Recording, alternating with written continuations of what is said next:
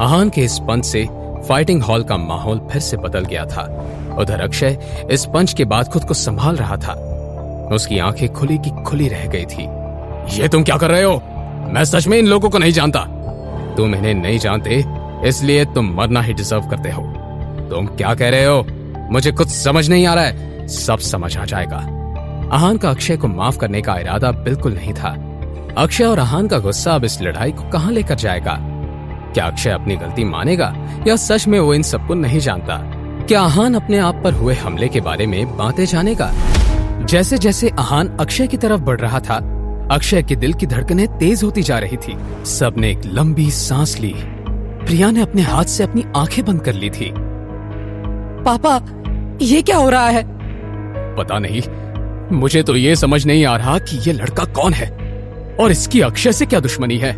मैं martial art के stage 2 पर हूं। मुझे इस तरह कोई नहीं हरा सकता। अक्षय ने अपने दांत पीसते हुए कहा। इसके बाद उसने खड़े होने की कोशिश की।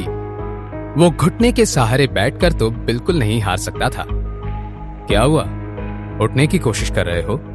आहान ने पूछा। मेरे भाइयों के साथ याद है तुमने क्या किया था?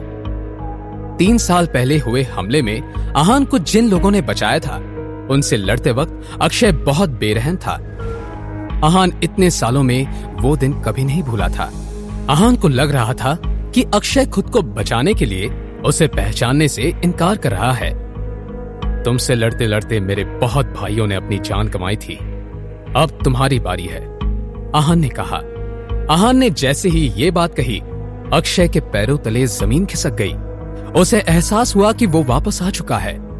तुम वो 3 साल पहले जिस पर हमला हुआ था वही हो? अक्षय ने कहा। पर तुम जिंदा कैसे हो सकते हो? तुम्हारी हालत तो उस दिन बहुत खराब थी और सबने कहा था कि तुम्हारी बॉडी भी नहीं मिल रही थी। फिर 3 साल पहले एक रात मनाली के मार्शल आर्ट क्लब में एक फोन आया था, जिस पर किसी ने ऑर्डर दिया था कि उन्हें स्टेज 2 के लेवल 2 पर जो इंसान है उसे मारना है। जो भी उस इंसान को मारने में कामयाब होगा उसे 10 करोड़ दिए जाएंगे। इस वक्त सबको सिर्फ पैसे नजर आ रहे थे। उस दिन रात को सबने अपना मुंह कपड़े से ढका और हमला करने पहुंचे। पर आहान के ताकत का अंदाजा किसी को नहीं था। उसकी ताकत मार्शल आर्ट एक्सपर्ट से भी 50 गुना ज्यादा थी। उसने एक एक करके सबके हमलों से अपना बचाव किया और साथ ही उन पर अटैक भी किया। उस वक्त अक्षय में आहान से लड़ने की ताकत नहीं थी, इसलिए वो बस दूर से सब देख रहा था। आहान की मदद करने के लिए वहां कुछ और भी लोग पहुंचे। अक्षय ने आहान को तो कुछ नहीं किया था, पर बाकी के लोगों पर बहुत बेरहमी से हमला किया था। जब उसने आखिरी आदमी को घायल किया, तब वो वहां से तुरंत भाग गया था। जब 3 दिन बाद किसी ने उसे बताया कि आहान को खाई में फेंक दिया गया है, तब उसकी जान में जान आई थी। क्या हुआ? किसको कितनी तकलीफ झेलनी पड़ी थी तुम्हारी वजह से, वो सब याद आ गया तुम्हें? तुम तो नहीं मरा। मैं जिंदा हूं, पर तुम बचे कैसे? वो सब जानने की जरूरत तुम्हें नहीं है।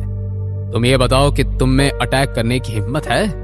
अक्षय, क्या तुम अपनी गलतियां मानते हो? मैं अपनी गलतियां जानता हूं और मानता भी हूं। अच्छा है कि तुमने अपनी गलतियों को मान लिया। आप मुझे जो भी सजा देंगे मुझे मंजूर होगी। आज के बाद तुम कभी मार्शल आर्ट प्रैक्टिस नहीं करोगे, और अगर तुमने कभी ऐसा किया और मुझे पता चला तो मैं तुम्हें नहीं छोड़ूंगा। आहान की ये बात सुनकर सब हैरान हो गए। अक्षय के लिए मार्शल आर्ट ही सब कुछ था। मैं आज के बाद कभी भी मार्शल आर्ट प्रैक्टिस नहीं करूंगा। अगर ऐसा हुआ तो आहान रायजादा मुझे कोई भी सजा दे सकते हैं, मैं उसे मंजूर करूंगा। जब आहान वहां से जाने लगा, उसने प्रिया की तरफ देखा तो उसके चेहरे का रंग उड़ा हुआ था। ये देखकर उसे बहुत बुरा लगा। जब आहान वहां से चला गया था, तब प्रिया की आंखों में आंसू आ गए थे। अपने बेटे के आंसुओं का कारण दिलीप अच्छे से जानता था।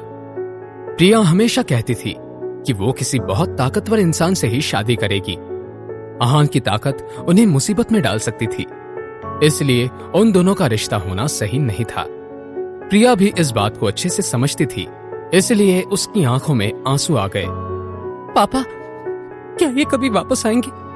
पापा, मैं उन्हें ढूंढने जा रही हूँ।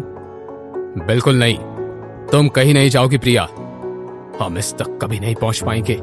वो हमारी बराबरी का नहीं है, और अगर वो तुम्हें मिल गया तो तुम क्या कर लोगी? पापा, मैंने उनसे शादी के बारे में नहीं सोचा है और मैं कभी ऐसा सोचूंगी भी नहीं। मैं बस उनसे मिलना चाहती हूँ और उनके बारे में और जानना चाहती हूँ। पापा, आपने मेरा इतने साल ध्यान रखा, उसके लिए थैंक यू। मैं हमेशा बहुत खुश रही हूँ, पर अब मैं बाहर निकलना चाहती हूँ, दुनिया देखना चाहती हूँ, समझना चाहती हूँ। बाहर की दुनिया बहुत मुश्किल है प्रिया, तुम कैसे डील कर पाओगी? मैं कर लूंगी पापा, हर मुश्किल से मैं लड़ लूंगी। आपने मुझे इतना स्ट्रांग बनाया है। ठीक है, अगर तुमने फैसला कर ही लिया है तो मैं तुम्हें नहीं रोकूंगा, पर अपना ध्यान रखना और जब मन करे वापस आ जाना। थैंक यू पापा, I'll make you proud। जब तुम आहान से मिलो तो उसे थैंक यू जरूर कहना। दिलीप जानता था कि प्रिया और आहान के बीच कुछ नहीं हो सकता, और वो प्रिया को ये कहता तो उसकी पूरी फीलिंग्स टूट जाती। जी पापा। प्रिया ने इतना कहा और वहां से चली गई। क्या प्रिया आहान से फिर मिल पाएगी? प्रिया से मिलकर आहान कैसे रिएक्ट करेगा? जानने के लिए देखिए अगला एपिसोड सिर्फ पॉकेट एफएम के यूट्यूब चैनल पर, और सीक्रेट अमीरजादा के सारे एपिसोड्स को सुनने के लिए डिस्क्रिप्शन में दी हुई लिंक से डाउनलोड कीजिए पॉकेट एफएम ऐप।